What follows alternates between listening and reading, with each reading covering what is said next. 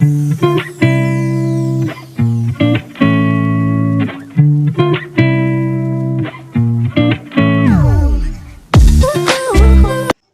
Everyone, welcome back to my channel. Guys, अगर आप मेरे चैनल पे नए हो तो प्लीज़ चैनल को सब्सक्राइब कर देना। वीडियो अच्छा लगे तो लाइक करना, कमेंट ज़रूर से कर देना।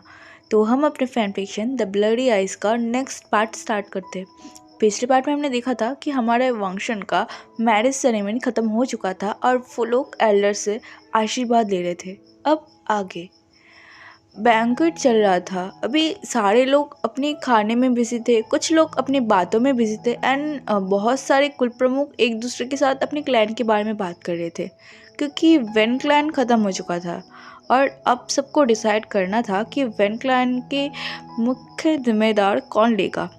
वैसे तो पहले ही डिसाइड किया गया था कि वेन क्लैन के मुख्य जिम्मेदार जिन क्लैन लेगा और वो लोग ही उस क्लैन की देखरेख किया जाएगा एंड जितने लोग भी वेन क्लैन के बचे हुए थे उन लोगों का व्यवस्था भी वही लोग करेंगे।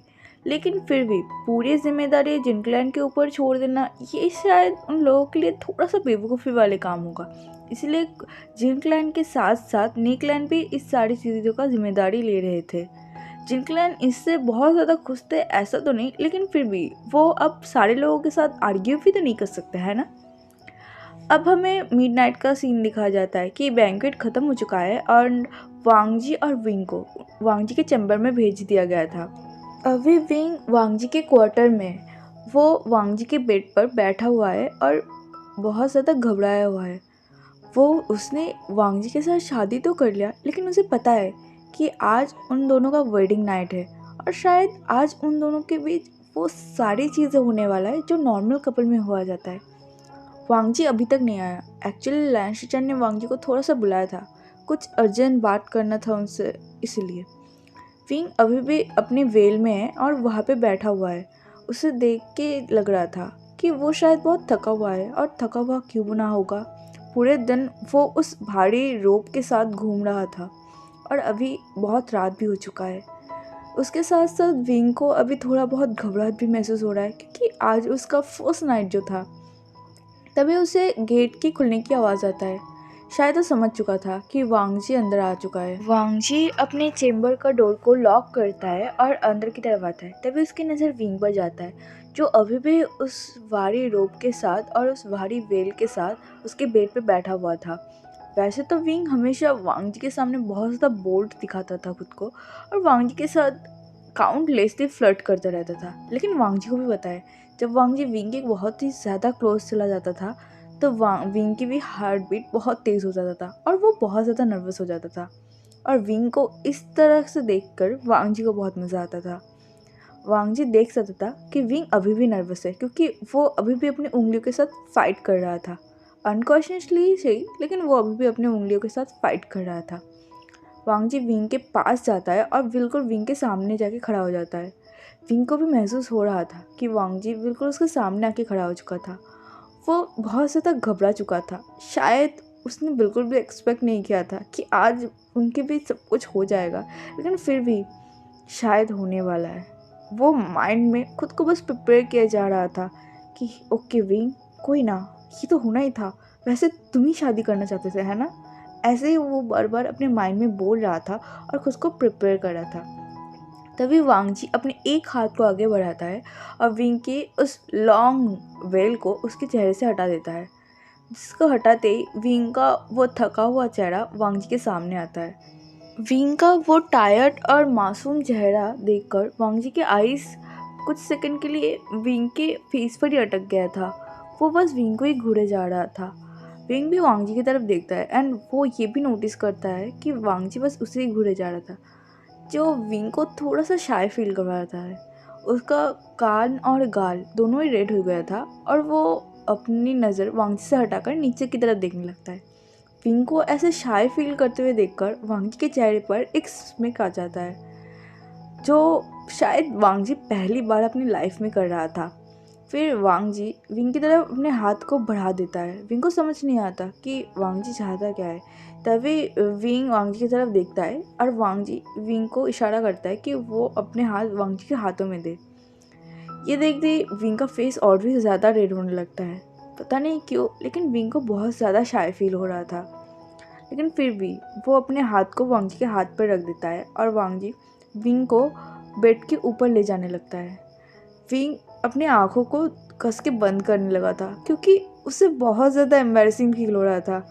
विंग अभी उस छोटी लड़की की तरह फील कर रहा था जिस लड़की को किसी हैंडसम इंसान ने बहुत ही ब्यूटीफुल बोल दिया हो। विंग का पूरा फेस रेड हो चुका था। तभी वांग जी विंग को बेड पे बिठाता है और विंग के पास ही बैठ जाता है।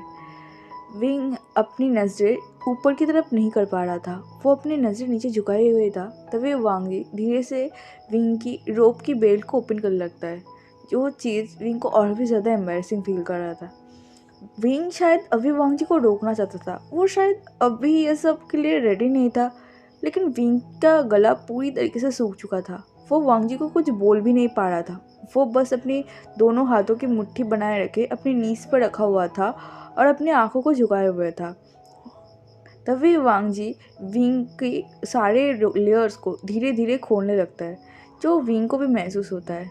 वांग जी को थोड़ा सा प्रॉब्लम हो रहा था, इसलिए वो अपनी जगह से खड़ा होता है और विंग को अपनी जगह से खड़ा करके विंग के सारे हैवी रोप्स को उसकी बॉडी से अलग कर देता है। एक पतली सी रोप को छोड़कर विंग की बॉडी से सारे हेवी रोप्स को वांग जी हटा देता है। उसके साथ साथ विंग ने जितने भी ज्वेलरीज और हेयरपिन अपने बालों में लगाए हुए थे, उन सारे ज्वेलरीज और हेयरपिन को उसके बालों से अलग करने लगता है। वांग जी ये सब कुछ बहुत ही जेंटली कर रहा था, जो विंग को बहुत ही ज़्यादा अच्छा फील करवा रहा था। वांग जी का उसके आसपास होना विंग को बहुत ही ज़्यादा कंफर्टेबल फील करवाता था एंड ये चीज़ विंग बिल्कुल भी डिनाई नहीं कर सकता था। जब वांग जी का विंग को पूरी तरीके से हल्का करना हो जाता है तो वो विंग को उस बेड पे लेटा देता है। विंग को लगता है अभी शायद वांग जी उसके साथ वो सब कुछ करेगा जो कपल अपनी वेडिंग नाइट पर करते हैं। वांग जी विंग की तरफ झुकता है और विंग भी अपनी आंखों को कस के बंद कर लेता है। वो बहुत ज़्यादा एम्बैरेस था और बहुत ज़्यादा नर्वस था। विंग को ऐसे हरकत करके देखकर वांग के फेस पर एक स्माइल आ जाता है, एक बहुत ही स्वीट एंड जेंटल स्माइल। विंग अभी बहुत ज़्यादा क्यूट लग रहा था और अभी विंग उससे लोमड़ी की तरह लग रहा था जिसको एक ड्रैगन ने ग्रैब कर लिया हो और वो अभी बहुत ज़्यादा नर्वस फील कर रहा हो। वांग जी विंग की फेस की तरफ देखकर एक स्माइल करता है और विंग की फोrehead पर किस करता है, जिससे विंग की आंखें सीधा ओपन हो जाता है। वांग जी की ऐसे सडन किस से विंग थोड़ा सा शॉक हो गया था एंड उसने इसी वजह से अपने आइज़ को भी ओपन कर लिया था। तो ये वांग जी उस बेड पे रखा हुआ एक कंबल को लेता है और विंग के ऊपर ओढ़ते हुए कहता है कि तुम सो जाओ, मैं फ्रेश होकर आता हूँ। ऐसा कहते हुए वो विंग को वही बेड पे लेटा हुआ छोड़कर बेड से उतर जाता है और अपने हेवी रोब को उतारते हुए बाथरूम की तरफ जाने लगता है। तो ये विंग अपनी जगह से उठकर बैठता है और वांग जी की तरफ देखते हुए कहता है क्या क्या बाथरूम में जा रहे हैं। तभी वांग जी विंग की तरफ बिना देखे कहता है क्या तुम चाहते हो मैं यहाँ रहूँ और वो सब। तभी वांग जी की बात कंप्लीट होता उससे पहले विंग कहता है मुझे लगता है आपको जाना चाहिए जल्दी और मुझे भी नींद आ रही है, मुझे भी सोना चाहिए। ऐसा कहते हुए वो तुरंत ही सो जाता है और अपने आइज़ को क्लोज कर लेता है। विंग की ऐसी क्यूट हरकतें देखकर वांग जी के फेस पर एक स्माइल आ जाता है और वो अपने हेवी रोब को उतारते हुए बाथरूम में चला जाता है। वांग जी जब बाथरूम से बाहर निकलता है तब वो देखता है कि विंग ऑलरेडी सो चुका है और वो अपने आप को एक कर्लिंग बॉल की तरह कर्ल किए हुए है, जिसे देखकर वांग जी एक गहरा सा सांस भरता है। फिर रूम की सारी लाइटें ऑफ कर देता है और विंग के पास ही जाके लेट जाता है। वो विंग के फेस की तरफ ही देख रहा था जो पीसफुली वहाँ पे सोया हुआ था। शायद पूरे दिन की थकावट के कारण विंग को बहुत जल्दी नींद आ चुका था, लेकिन वांग जी को अभी भी नींद नहीं आया था। वो विंग की फेस की तरफ देखता है, फिर थोड़ी देर बाद वो भी अपने आइज़ को क्लोज कर लेता है। अब हमें नेक्स्ट डे का सीन दिखाया जाता है जहाँ वांग जी और विंग दोनों ही अंकल के रूम में थे और अंकल के साथ बात कर रहे थे। एक्चुअली विंग अपने बेटे को लेने जाने डफन दिल्ली जाना चाहता था एंड वो इसीलिए अंकल से परमिशन लेने आया था और वांग जी भी विंग के साथ ही जाना चाहता था। वैसे तो विंग ने वांग जी को मना किया था, लेकिन वांग जी ने विंग की मना को पूरी तरीके से रिजेक्ट कर दिया था और वो भी विंग के साथ ही जाना चाहता था। इसीलिए वो दोनों अंकल से परमिशन ले रहे थे। अंकल ने विंग को बोला था कि कल ही उन दोनों का वेडिंग नाइट था, क्या आज उनको ऐसे बाहर डफन दिल्ली जाना ठीक रहेगा। लेकिन विंग ने कहा था कि उसका बेटा उसके लिए इंतज़ार कर रहा है। और इसी वजह से उन्हें जाना ही पड़ेगा और स्पेशली उसे तो जाना ही पड़ेगा। अंकल ने भी परमिशन दे दिया था। फिर सुबह सुबह विंग और वांगजी डफनटेली के लिए निकल जाते हैं। वांगजी ने विंग से कहा था कि वो लोग चाहे तो कुछ स्टूडेंट्स को ले जा सकते हैं, लेकिन विंग ने मना कर दिया था। उसने कहा था कि वो बहुत ज़्यादा पावरफुल है और इसीलिए उसे किसी की भी ज़रूरत नहीं है। वो दोनों सुबह सुबह ही डफनटेली के निकल गए थे। रास्ते में विंग ने बहुत कुछ खा लिया था क्योंकि वो लान क्लैन के वो सड़ा हुआ फूड नहीं खा पा रहा था। एंड वांगजी ने भी विंग से कुछ नहीं कहा था क्योंकि उसे भी पता है लान क्लैन का फूड थोड़ा सा फीका होता है, जो विंग को पहले ही दिन में एडजस्ट करने के लिए मुश्किल हो सकता है। वो लोग जब डफनटेली पहुँचते तो वहाँ पे सारे जगह कोहरा ही कोहरा था। सारे घास, सारे पेड़ सूखे हुए थे। वांगजी के मन में एक बार ये ख्याल भी आता है कि यहाँ पे लोग जिंदा कैसे रहते हैं, लेकिन वांगजी ये भी सोचता है शायद यहाँ पे मौजूद लोग इसी तरह एडजस्ट कर लेते होंगे। वांगजी मन ही मन विंग के बेटे को देखने के लिए भी बहुत ज़्यादा एक्साइटेड थे। उसने जब पहली बार सुना था कि विंग का एक बेटा भी है, वो बहुत ज़्यादा शॉक हुआ था। एंड उसे नहीं पता कि विंग का कैसे एक बेटा है। विंग ने तो पहले कभी शादी तक नहीं की है ना। वांगजी विंग के बारे में कुछ नहीं जानता और उसे विंग के बारे में जानना होगा, ये उसे समझ आ रहा था। जब जितना वो लोग अंदर की तरफ जा रहे थे, वहाँ पे मौजूद कोहरा और भी ज़्यादा बढ़ रहा था। वांगजी की आंखें अभी थोड़ा थोड़ा बंद होने लगा था क्योंकि उस कोहरे की वजह से वो कुछ देख नहीं पा रहा था। विंग ने वांगजी के हाथ को टाइटली होल्ड कर लिया था और उससे कह रहा था कि वो सीधा देखते हुए चले। यहाँ का मौसम थोड़ा सा ख़राब है, लेकिन अंदर का मौसम इससे अच्छा है। वांगजी अपने सिर को नोट करता है और स्ट्रेटली जाने लगता है। वो भी विंग के हाथ को बहुत ही टाइटली होल्ड किए हुए था। थोड़ी ही देर में वो लोग अंदर पहुंच जाते हैं। अंदर बहुत सारे छोटे छोटे क्वार्टर्स की तरह थे एंड एक बहुत बड़ा गुफा की तरह भी था। वहाँ के आसपास के लोग खेती कर रहे थे, कुछ लोग काम कर रहे थे एंड कुछ बच्चे खेल भी रहे थे। हाँ, सच में वहाँ पे कुछ लोग रहते हैं जो लोग बहुत अच्छे से वहाँ पे लाइफ स्पेंड कर रहे हैं। बाहर की जगह बहुत ज़्यादा ख़राब है, बहुत ज़्यादा कोहरा है, वहाँ के पेड़ भी सूखे हुए हैं, लेकिन अंदर की जगह बहुत ही अलग है। यहाँ सब कुछ बहुत ही साफ़ सुथरा है और यहाँ पे बहुत सारे घर भी बने हुए हैं जहाँ पे इंसान रहते हैं एंड यहाँ पे खेती भी किया जाता है। यहाँ पे सन की रोशनी भी आता है, जो वांगजी के लिए बहुत ज़्यादा सरप्राइजिंग था। अगर वांगजी इस जगह को ना देखता और यहाँ पे मौजूद लोगों को ना देखता तो वो कभी बिलीव नहीं कर पाता कि ऐसी जगह पे भी कोई इंसान रह सकता है। वांगजी अंदर की तरफ देख ही रहा था कि तभी एक छोटा सा 5 साल का बच्चा भाग के विंग की तरफ आता है और विंग को मम्मा कहते हुए विंग के लेग को हक कर लेता है। जिसे देख के विंग के फेस पर एक बहुत ही ब्राइट स्माइल आ जाता है। जब वो दोनों इस रफनटेल के अंदर आ रहे थे तब भी विंग के फेस पर एक स्माइल था जो अभी बढ़ के 2 गुना हो चुका था। विंग तुरंत ही उस बच्चे को अपनी गोद में उठा लेता है और कस के गले लगा लेता है। वो छोटा सा बच्चा विंग को मम्मा मम्मा कहते हुए कहता है कि उसने अपनी मम्मा को बहुत ज़्यादा मिस किया। तो विंग उस बच्चे के गाल पर अपने एक हाथ को रखता है और धीरे से स्क्वीज करते हुए कहता है कि मम्मा भी आयन को बहुत मिस किया, मुझे माफ़ कर देना, मैं इतनी दिनों तक तुम्हारे पास नहीं आ पाया। तुमने सबको ज़्यादा तंग तो नहीं किया ना, तुमने ठीक से खाना खाया, ठीक से सोया ना। ऐसा कहते हैं वो आयन की पूरी बॉडी को चेक करने लगता है और आयन के बालों को ठीक करने लगता है जो अभी खेलने की वजह से मैसी हो चुका था। वांगजी आयन और विंग की तरफ ही बार बार देख रहा था। वांगजी थोड़ा सा कंफ्यूज था, लेकिन उन दोनों के इंटरेक्शन से ही पता चल रहा था कि विंग जिसको अपना बेटा बोल रहा था यही वो है। तभी वांगजी की तरफ विंग की नज़र जाता है, जो विंग की तरफ ही देख रहा था और आयन की तरफ देख रहा था। विंग के फेस पर एक स्माइल आ जाता है। वो आयन की तरफ देखता है, उसके बाद वांगजी की तरफ देखते हुए कहता है, लान वांगजी, मैंने कहा था ना मेरा एक 5 साल का बेटा है। आयन मेरा 5 साल का क्यूट सा बेटा। ऐसा कहते हुए वो आयन के चिक्स पर किस कर देता है। विंग को अपने चिक्स पर किस करते हुए देखकर वो भी विंग के चिक्स पर किस कर देता है और विंग के गले को रैप करते हुए वांगजी की तरफ देखने लगता है।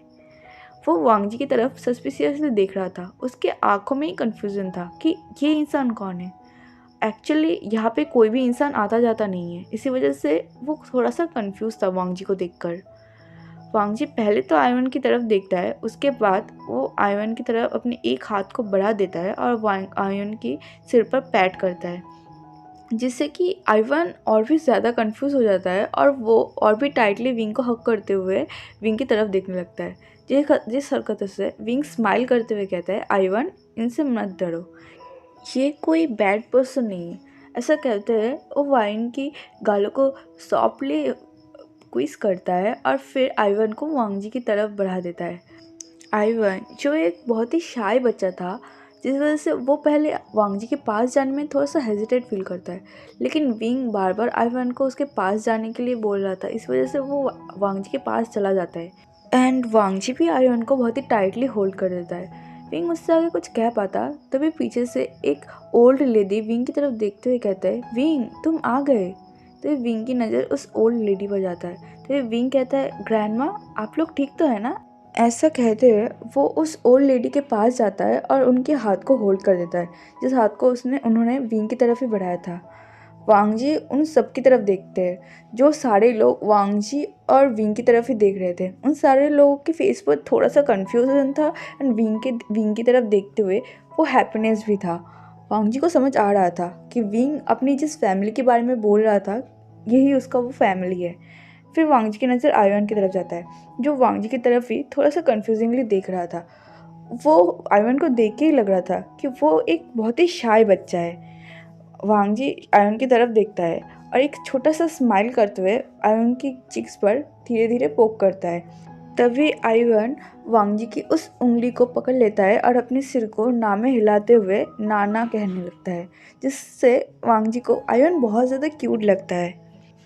वांग जी बार बार ऐसे ही कर रहा था, बार बार वो अपनी उंगलियों से आयवन के चिक्स पर पोक कर रहा था और आयवन बार बार वांग जी की उंगली को पकड़ते हुए से मना कर रहा था। आयवन के साथ ऐसे खेलते हुए वांग जी को बहुत मज़ा आ रहा था। सो है एवरीवन, मैं अपने पार्ट को ही रोक दूँ। आई एम सो सॉरी कि मैं अगले दिन वीडियो अपलोड नहीं कर पाई।